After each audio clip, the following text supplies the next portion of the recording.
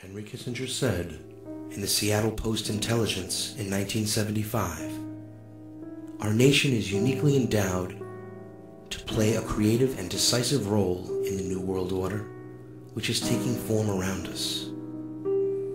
Albert Speer, Hitler's Minister for Armaments at the Nuremberg trials after World War II, testified, "Hitler's dictatorship differed in one fundamental point from all its predecessors in history.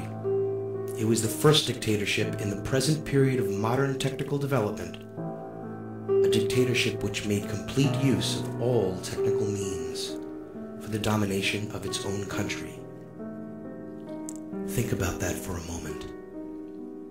And think about the corporate-controlled mainstream media propaganda,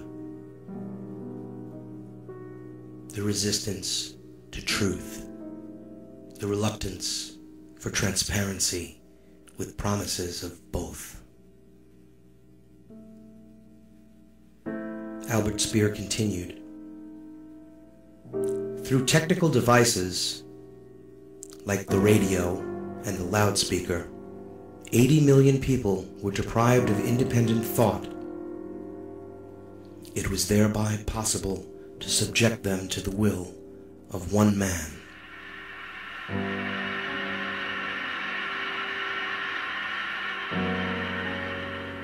Und weil dieser beste Rassenwert der deutschen Nation in einer stolzen Selbsteinschätzung mutig und kühn die Führung des Reiches und Volkes forderte, hat das Volk sich in immer größerer Zahl dieser Führung angeschlossen und unterstellt.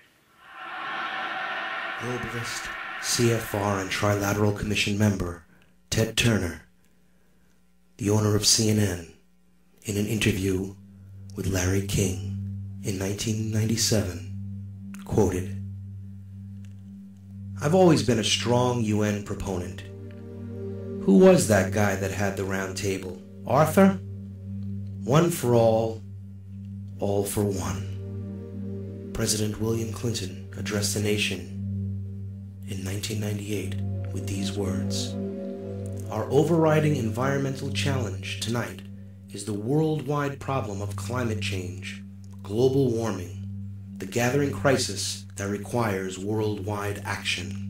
Rarely have Americans lived through so much change in so many ways in so short a time. Quietly, but with gathering force, the ground is shifted beneath our feet as we have moved into an information age, a global economy, a truly new world." Arthur Schlesinger Jr., in Foreign Affairs in July of 1995, stated, "We are not going to achieve a new world order without paying for it in blood as well as in words and money." That quotation and the following, and many others like them, demonstrate that the words New World Order are deadly serious and furthermore have been used for decades. The Old World Order is one based on independent nation-states. The New World Order involves the elimination of the sovereignty and independence of nation-states and some form of world government. This means the end of the United States of America, the U.S. Constitution, and the Bill of Rights as we now know them. Most of the New World Order proposals involve the conversion of the United Nations and its agencies to a world government, complete with a world army, a world parliament, a world court, global taxation, and numerous other agencies to control every aspect of human life: education, nutrition, population, healthcare, immigration, communications, commerce, agriculture, finance, transportation, the environment, and many more. Dr. Henry Kissinger at the Bilderberg Conference in Evian, France in 1991 said, "Today, America would be outraged if UN troops entered Los Angeles to restore order." This is in reference to the 1991 LA riots. He continued, "Tomorrow, they will be grateful.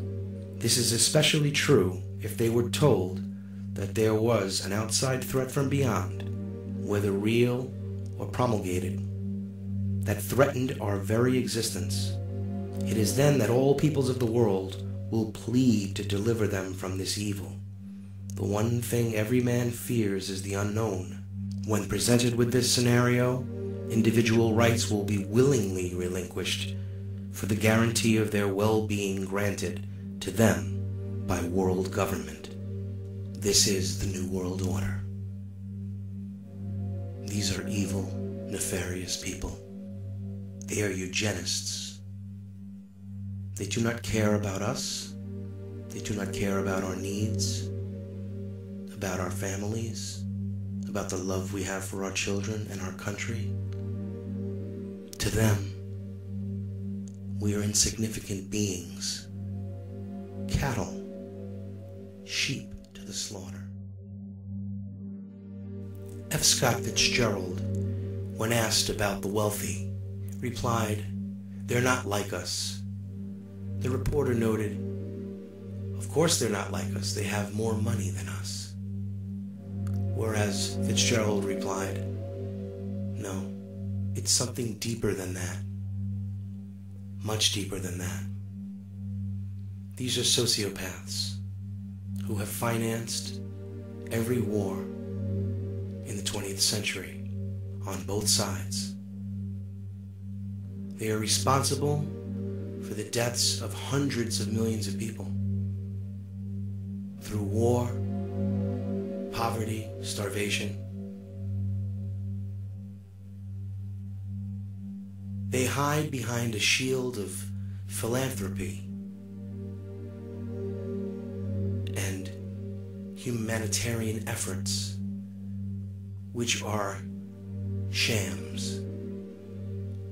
The globalists wish to depopulate the earth, and they're doing a very good job of it. To believe this, I know, is incredibly difficult. For the insidiousness is incomprehensible. Der sich als Träger seines besten Blutes fühlen und dieses Wissen zur Führung der Nation erhoben hat und entschlossen ist, diese Führung zu behalten, wahrzunehmen und nicht erst abzugeben. Make no mistake about it. They are in control. But we can take back control. The people have the power.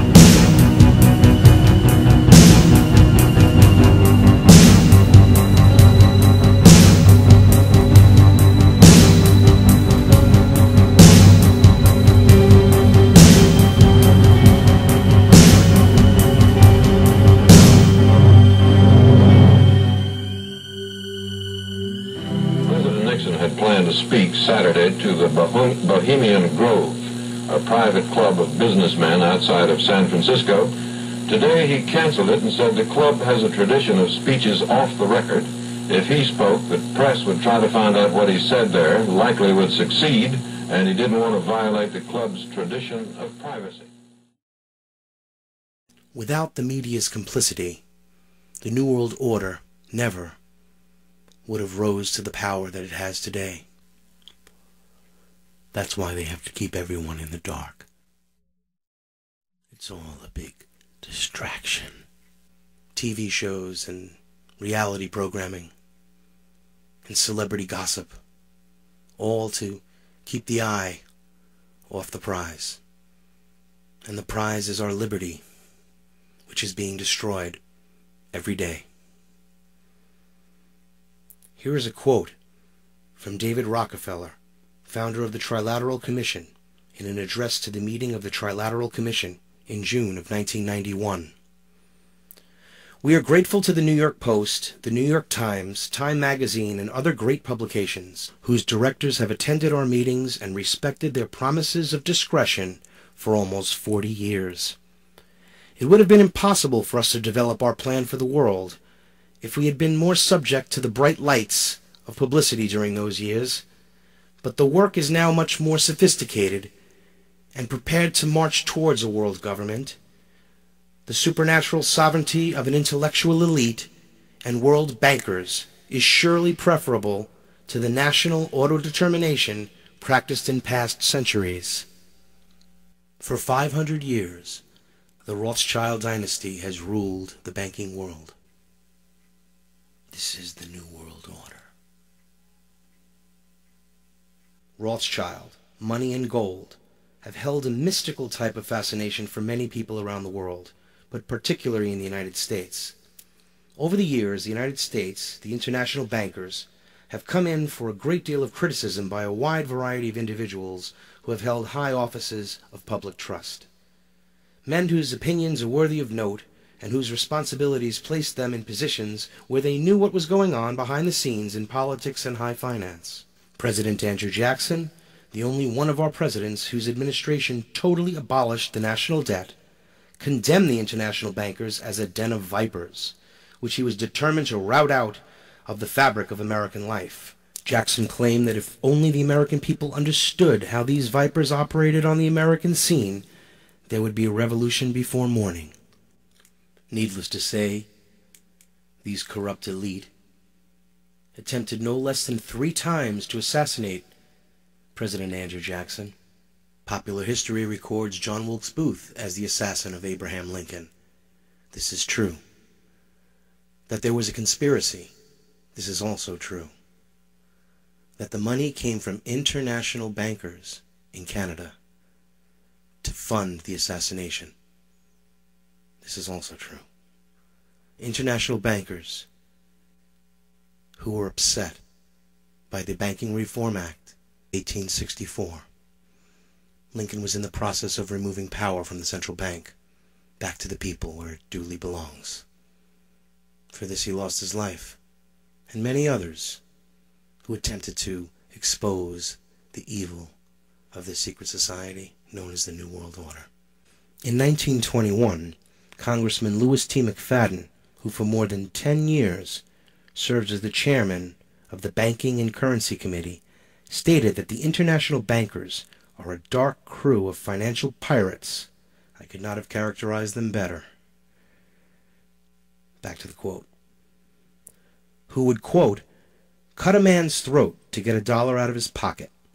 They prey upon the people of these United States. McFadden was in the process of impeaching the Federal Reserve and all its members for treason when he was poisoned at a banquet in 1922. John Hyland, then mayor of New York, said in 1911 that the real menace of our republic is the invisible government which, like a giant octopus, sprawls its slimy length over our city, state, and nation. At the head is a small group of banking houses, generally referred to as international bankers. We've been talking about the New World Order, about the psychology of the elite and their goals for global domination, complete control, eugenics, population reduction. They're doing a good job of it. They've been responsible for hundreds of millions of deaths. They funded communism, fascism, both sides of every war in the last 100 or plus years.